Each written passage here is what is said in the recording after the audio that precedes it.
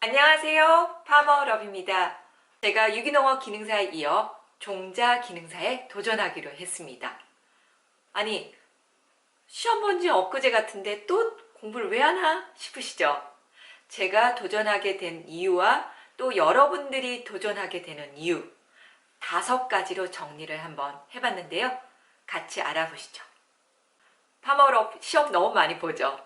사실 내년에 이제 본격적인 어떤 농업 관련 일을 하려고 하다 보니까 알차게 보내야 되거든요. 다음 주에 유기농업 기능사 정식 발표가 나겠지만 그에 앞서서 제가 정신을 차리고 보니까 벌써 2회차 필기시험 유기농업 기능사든 종자 기능사든 다 끝나버렸어요.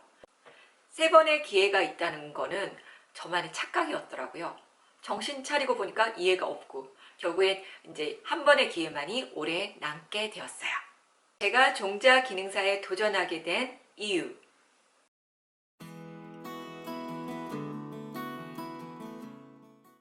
사실 저도 공무원을 도전한 적이 있어요.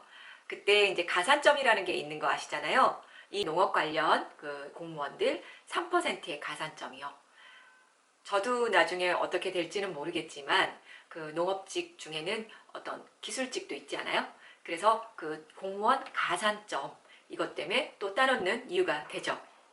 그래서 젊은이들 같은 경우에는 요즘 취업도 너무 어렵고 하니까 농업계 관련해서는 그래도 괜찮다라는 이야기가 있어서 그 농업 관련 자격증을 어린 나이에 빨리 따려고 하는 경향이 있대요.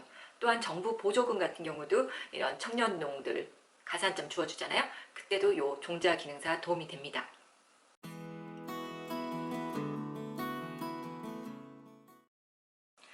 저는 도시농업 관리사가 되는 게 꿈이잖아요. 도시농업 관리사가 되기 위해서는 그 기술센터에서 이제 도시농업 관리사 과정을 이수를 해야 돼요. 그래서 이번에는 이제 자격증 아직 정식 발표 전이지만 상반기 넣었다가 그 과정에서 미끄러졌어요. 아무래도 치열하니까 저한테 기회가 오지 않더라고요. 그래서 만일을 대비해 유기농업 기능사 다들 또 많이 따셨을 거 아니에요. 그래서 하나 더 따두면 플러스 알파가 있지 않을까. 그래서 꼭 목표한 걸 하반기에 들을 수 있지 않을까 하는 꿈에 한번 더 이제 공부하기 힘들지만 도전할 겁니다.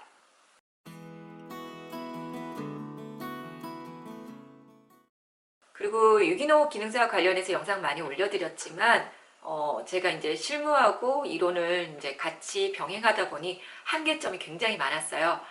그래서 농사 지으시면서도 계속 공부하시는 농부들 되게 많이 계시거든요. 그 이유를 조금 이제 깨닫게 된 거예요.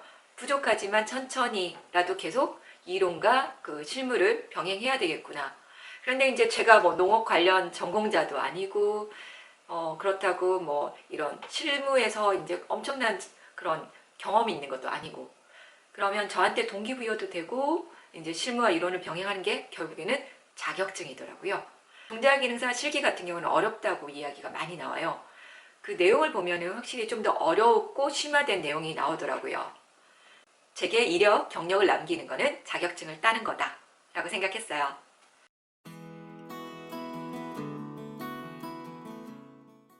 네 번째, 사실 저희가 가장 걱정되는 거는 미래에 대한 불확실성이잖아요. 저도 농업 관련 쪽으로 이제 입문한 지 얼마 안 됐지만 관련 일을 해보고 싶어요.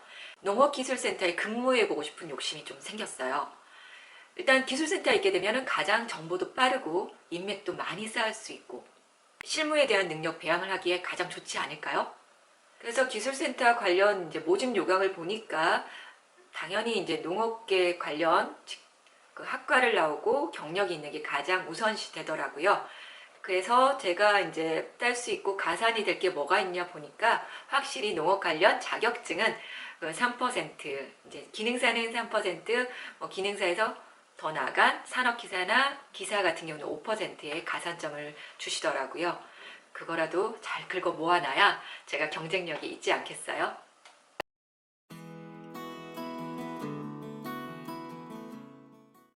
그리고 종자 기능사 같은 경우에는 이제 종자 기능사 예전에 원예 종묘 기능사였어요. 원예 종묘 기능사. 80년대 후반부터 생겼던 이 자격증이 이제 중간에 이름이 바뀐 거고요. 이 자격증 같은 경우 있으면 우리가 모종, 이제 종자 이런 걸 판매할 수 있는 자격이 돼요. 일정 기간의 그 실무 경력을 쌓아서 뭐 산업기사, 기사까지 올라가고 이렇게는 해야 되겠지만, 우리가 이제 제가 이제 만약에 농사를 짓게 되면은 육묘를 할 거 아니에요. 육묘를 한 그 밖에 그 남은 것들, 아니면 아예 전문적인 육묘상 이런 게 가능하려면 첫 시작이 종자 기능사더라고요.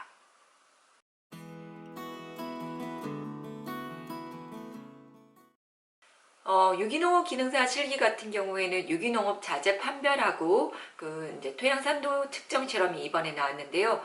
사실 그렇게 어렵진 않았단 말이에요.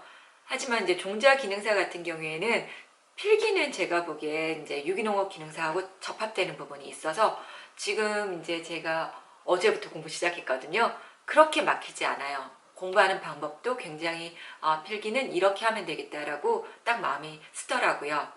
전체적인 내용 한번 훑어보고 기출문제 풀고 그리고 CBT, 이게 도탑이 통해서 이제 계속 시험 문제 보는 연습하고 그러면 필기는 될 거라고 저는 생각을 해요.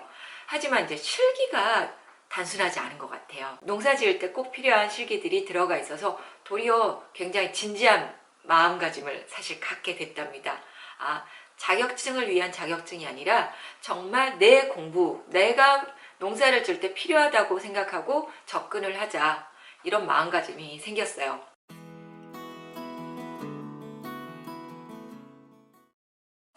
그 내용을 보면 육묘하기가 있고요. 종자에 대한 검사하는 게 있어요.